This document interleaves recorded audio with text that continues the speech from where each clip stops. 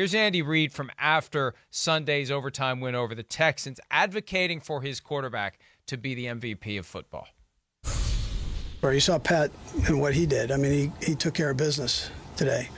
And he went back to work and worked on it. I mean, you're talking about a guy that if he's not the MVP in the league, I'm not sure, what's wrong with it. But I mean, he cleaned it up and comes out and, we have almost 500 yards of offense, minus 100 of penalties.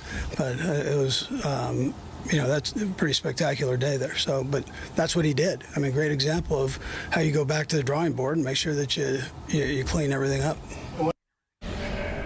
Look, he's got to support his guy, but it's not like some travesty, some miscarriage of football justice if Patrick Mahomes doesn't win it, because Josh Allen, Jalen Hurts, and Joe Burrow are viable candidates. Yeah. This isn't some crazy outcome where you want to stop the steal or whatever the case may be. There's no election deniers out there. Yeah, these are all legitimate candidates here. Of the MVP vote. Right. They're all legitimate. The only way it would be crazy is if Brock Purdy would win it. That would be a little crazy. Yeah, it would be. But, I mean, Andy, he's got to stick up for his guy.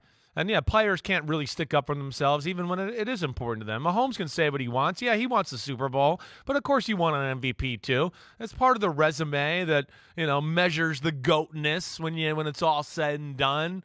If you want to be up there with the Bradys and the Mannings and the Rodgers and, all those guys, MVP is part of the conversation. Championships. Right. Championships are number one, though. No doubt about it. And I don't think any of these four guys are worried about the MVP. They all want the championship. These are all team guys. So that's what's good, too. But, man, Mahomes has been phenomenal this year.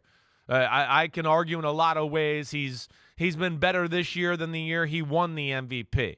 They're not quite as explosive. He's got to be more efficient. He's made corrections to his game. He's been clutch in a lot of big moments.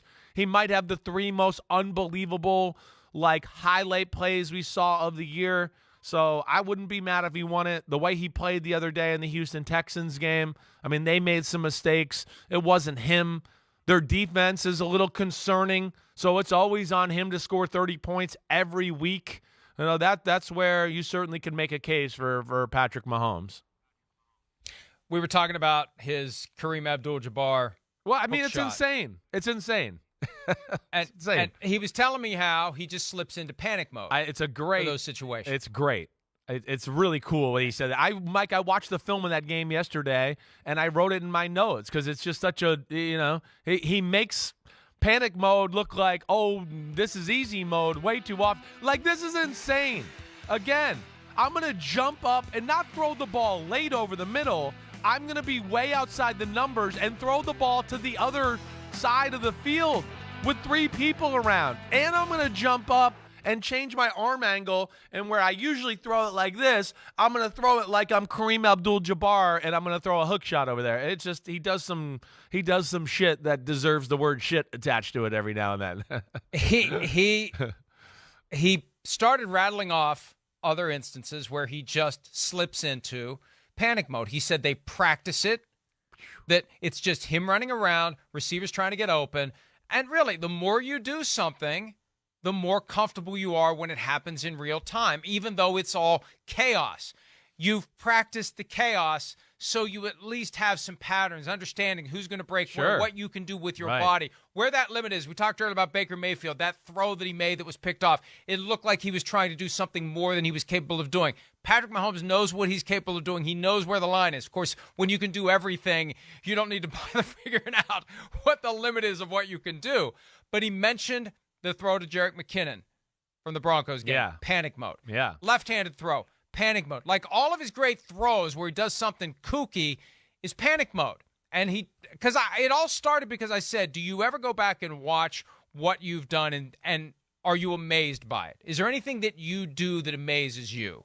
And he said it's those moments of panic mode where it's like, I don't know what I'm going to do, and it just happens. Yeah. So, and I ran by him my theory that if McKinnon had been a few more steps to the inside, he would have thrown a behind-the-back pass. And he said, that's coming, but it's only going to be in a situation where they're comfortably ahead, where he can, if it blows up, it won't hurt the interests of the team. Yeah. But he still said the behind-the-back pass is coming. I don't doubt it. That's really That's all he's got left. What else can he do that we would be impressed by at this point? I don't know. You're right, but I thought that already this year. And then I saw, panic mode, I'm going to run for the first down. Oh, here you go. It's showtime, fast break. Or, against the Chargers, wait, I don't know what the hell he's doing, and he weaved the ball and threw a dart and threw a spiral somehow.